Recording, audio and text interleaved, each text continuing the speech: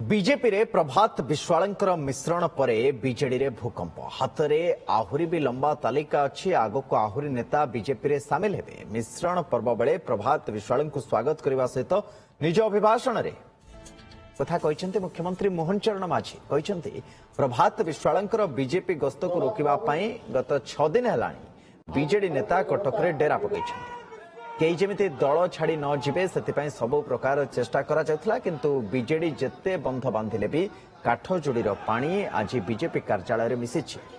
लोके आ बीजेडी को चाहूना राज्य सभापति मनमोहन सामल पाखरे लंबा तालिका रही। आगामी दिन में बहु नेता बीजेपी रे सामिल होइजिबे। आगामी 25 वर्ष धरी ओडिशा रे बीजेपी शासन चलिबो बोली मुख्यमंत्री दाबी भी करछन्ते। तेबे एने बीजेडी रो प्रतिक्रिया मिल पारे। लोकप्रियतार शीर्षरे थिबा प्रभात बाबू आज भारतीय जनता पार्टी रे योगदान करिबा ये निश्चित भाव रे आज बिजू जनता दल रे भूकंप सृष्टि ये गत 6 दिन हेलानी बिजू जनता दल नेता माने डेरा पकई छथि